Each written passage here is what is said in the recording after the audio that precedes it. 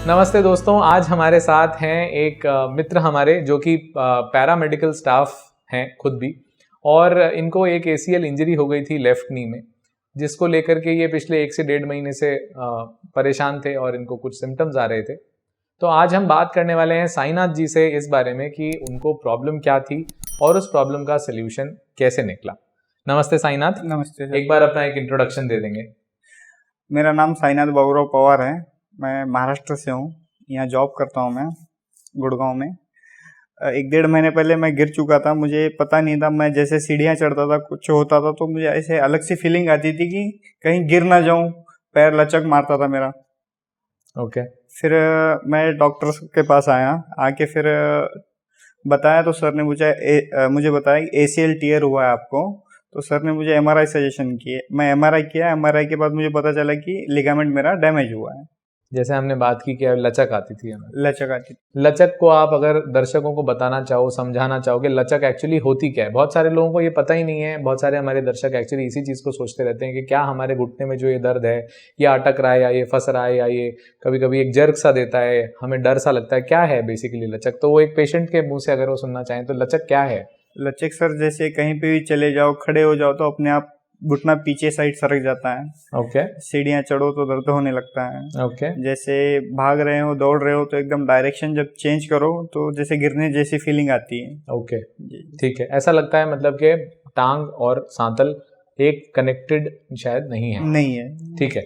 उस समय सूजन वगैरह दर्द कुछ था आपको? हाँ, दर्द तो सर हुआ। उस टाइम में बड़ी जोर से दर्द हुआ। 2 दिन सूजन भी रही। ठीक है। फिर उसके बाद फिर सूजन कम हो गई। फिर सूजन कम होने के बाद मुझे लगा ठीक हो जाएगा ऐसे ही। वो ठीक नहीं हुआ। फिर पेन करना चालू हो गया। पेन जैसे चालू हो गया तो मैं डॉक्टर साहब के पास आया। आके फिर दिखाया। डॉक्टर साहब ने बताया मुझे ACL टीयर हुआ है, आप MRI करा लो, फिर उसके बाद हम लोग सर्जरी करते हैं। ठीक है। तो सर्जरी के से पहले क्या क्या डर थे साईनाथ हमारे मन में? सर्जरी से पहले सर डर ये था, जैसे हम लोग चलते हैं तो ऐसे लगता था एकदम कॉन्फिडेंस से, मतलब चल नहीं पाता था। जैसे चल रहा हूँ तो ऐसे लगता कहीं गिर जाऊं, और हल्के से चक्कर भी आने लगते थे कभी कभार। अच्छा, पेन की वजह से बेसिकली मैं बताना चाहूँगा दर्शकों को कि कई बार ऐसा होता है कि एक बहुत इंटेंस पेन होता है कि जब ये घुटना निकल करके वापस आता है तो कई बार पेशेंट्स को एक इंटेंस पेन के साथ थोड़े चक्कर, एक थोड़ा सा ब्लैकआउट जैसी फीलिंग कई बार लगती है। तो ये बेसिकली एक इंटेंस पेन की निशानी है। तो दोस्तों एक बहुत सिंपल चीज़ है जो ACL की सर्जरी के को प्रीडिस्पोज करती है, या ACL की सर्जरी होगी या नहीं होगी उस चीज़ को गवर्न करती है। वो चीज़ है basically symptom of the patient.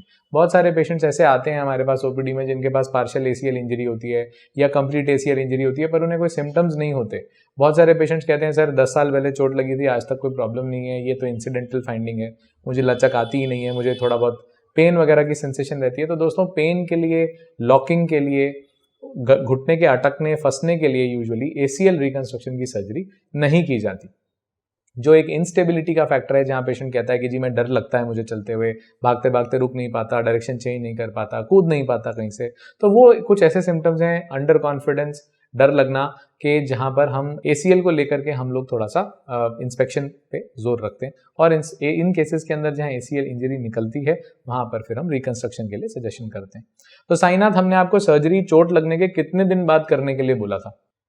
महीने भर के अंदर। ओके। सो बेसिकली दोस्तों बताना चाहूँगा कि यहाँ पर जब भी हमें एक ACL इंजरी होती है तो ACL इंजरी एक अक्यूट कंडीशन होती है जहाँ पे हम कहते हैं कि जो भी बोन ब्रूज है, यानी कि हड्डी में चोट है, जो और लिगामेंट्स के अंदर एक स्प्रेन आया है, चोट आई है, या गद्दी में कोई सूजन आई है, उन नेचुरल इंजरीज को हम लोग सेटल होने के लिए टाइम देते हैं अबाउट 4 to 6 वीक्स। तो इंजरी होने के बाद अगर आपका घुटना लॉक नहीं हो रहा, अगर आपको कोई अक्यूट प्रॉब्लम नहीं है चलने में, फिरने में और वजन देने में, तो हमें, और आपके एक्सरेज नॉर्मल हैं, एक ऑर्थोपेडिक से आप परामर्श लेते हैं, तो ACL सर्जरी अगर हम कराना चाहते हैं सिर्फ आइसोलेटेड ACL टीयर के लिए, तो वो एक इमरजेंसी बिल्कुल भी नहीं है। आमतौर से कहा जाता है कि 4 से 6 हफ्ते में जब नेचुरली स्वेलिंग कम हो जाती है, बोन कंट्यूजन्स हील हो जाते हैं, तो पेशेंट को पेन काफ़ी कम हो जाता है। उसी के साथ साथ एक रेंज ऑफ मूवमेंट, जो घुटने की चाल है, वो करीब 90 से 140 डिग्री के बीच तक आ जाती है। तो ये वो बिल्कुल सही समय है जहां पर हमें बेसिकली ये सर्जरी ACL की करवा लेनी चाहिए। इससे ज़्यादा डिले करने पर ऑस्टियोआर्थराइटिस, यानी कि घुटने के बार बार लचकने की वजह से कार्टिलेज में होने वाली जो नुकसान है, वो हमें प्रीडिस्पोज करते हैं कि हमारा घुटना जल्दी घिस जाए, तो हम ये भी रिकमेंड नहीं करते कि इस सर्जरी को बहुत डिले किया जाए। ठीक है, सो साईनाथ के पास वापस आते हुए, साईनाथ आपसे एक सवाल पूछना चाहूँगा, ऑपरेशन थिएटर के अंदर आपका एक्सपीरियंस कैसा रहा? मेरा एक्सपीरियंस सर काफ़ी अच्छा रहा है। मैं अपने आंखों से देखा हूँ सारा ऑपरेशन, जैसे अच्छा। आपने किया, सब कुछ एक एक पार्ट बता के ऑपरेशन किया, आपने बहुत अच्छा लगा सर। अच्छा, तो ACL के बारे में मैंने आपसे पहले एक डायग्नोस्टिक आर्थ्रोस्कोपी की हमने दोस्तों, डायग्नोस्टिक आर्थ्रोस्कोपी में पहले दूरबीन डाल के अंदर सभी चीज़ों को देखा जाता है। जी। तो साईनाथ के ACL के बारे में एक बड़ी टिपिकल सी चीज़ थी, वो क्या थी साईनाथ? मेरा पुराना वाला जो लिगामेंट था सर ने वैसे ही बचा के नया वाला लिगामेंट उसके साइड से जोड़ दिया सर ने। ओके, सो बेसिकली बताना चाहूँगा दोस्तों कि कई बार पार्शियल ACL इंजरीज होती हैं जहाँ पर पेशेंट को MRI के अंदर दिखाई देता है कि ACL प्रिजर्व्ड है, ACL का स्टम्प बचा हुआ है और वो पेशेंट कई दिन तक लचक के साथ घूमता रहता है।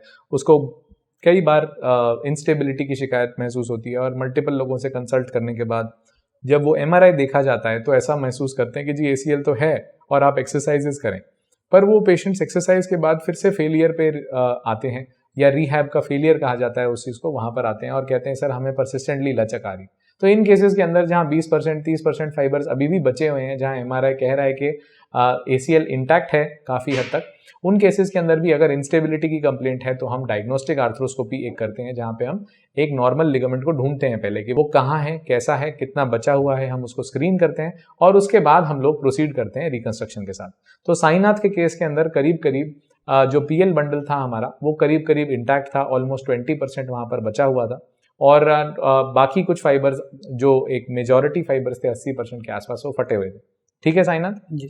तो हमने ये चीज़ देखी और हमने बेसिकली आपके ACL जो बचा हुआ ACL था उसको किस तरीके से हमने क्या हमने उसे प्रिजर्व किया या हमने उसे निकाल दिया, कैसे सफाई की, क्या किया उसके साथ हमने?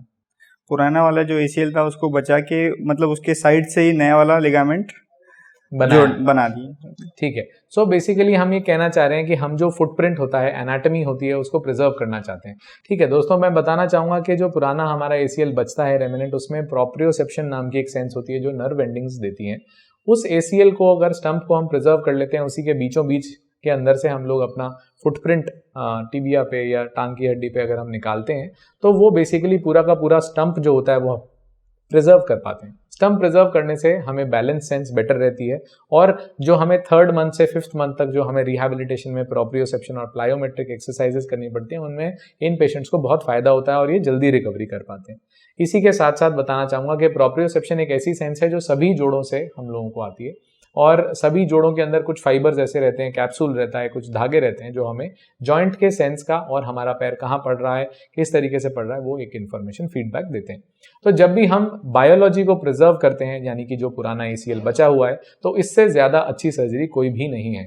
जहाँ पर हम बायोलॉजी प्रिजर्व कर सकें, जो भगवान का दिया हुआ बनाया हुआ लिगामेंट प्रिजर्व कर सकें, तो उससे बेहतर हमारे पास कोई भी सर्जरी अभी तक नहीं है। तो सबसे एडवांस टेक्निक जो ACL रिकंस्ट्रक्शन में हम कह सकते हैं वो ये है कि अगर हमारे को एक अक्यूट ACL टीयर है और हमारा कुछ रेमिनेंट वहाँ बचा हुआ है, 6 से 8 हफ्ते के अंदर अगर हम उस रेमिनेंट को प्रिजर्व कर सकें, उस रेमिनेंट के बीच में से हम एक अपना नया ACL बना सकें, तो इससे अच्छी कोई टेक्निक नहीं है।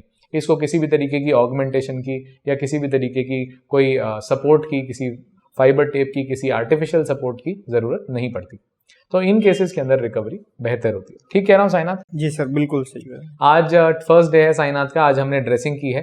तो साईनाथ कितना पेन हुआ आपको नी बेंडिंग करने में? सर मतलब 30% तक पेन हुआ, उससे ज़्यादा नहीं। ओके, कितना आपने नी बेंड कर लिया आराम से साईनाथ? 90 से 100 डिग्री तक बेंड हो गया, नी बेंड हो गया। बेंड हो गया। ठीक है, आप कंफर्टेबल थे? हाँ सर, एकदम बिल्कुल कंफर्टेबल। ठीक है, आप वॉशरूम अपने आप से फर्स्ट डे से जा रहे हो? जी खुद से वॉकर का सपोर्ट लेके? वॉकर का सपोर्ट लेके मैं खुद से वॉशरूम जा रहा हूँ, उसमें कोई समस्या नहीं है? नहीं, कोई समस्या नहीं। ठीक है, परफेक्ट।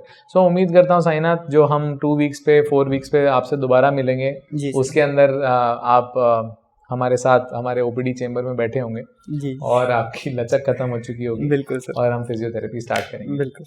तो दर्शकों, उम्मीद करता हूँ कि आपको ये वीडियो समझ में और पसंद आया होगा।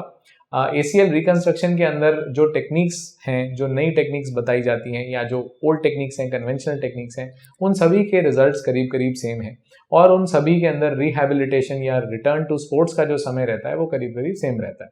तो जहाँ तक रही इस चीज़ की बात कि हम अर्लियर रिटर्न टू स्पोर्ट्स कब तक आ सकते हैं, तो एक ये बहुत ज़रूरी सवाल है जो कि मैं अपने तरफ से इस प्लेटफॉर्म पे आंसर करना चाहूँगा कि ACL का जो आपके जो पुराने धागे हैं उनका एक नए धागे की अंदर ट्रांसफॉर्म होना, यानी कि ACL लिगामेंट का बनना, आपके हैमस्ट्रिंग टेंडन का लिगामेंटाइजेशन का जो प्रोसेस है वो बायोलॉजिकल प्रोसेस है, और वो बायोलॉजिकल प्रोसेस 3 महीने से 6 महीने के बीच में समय लेता है।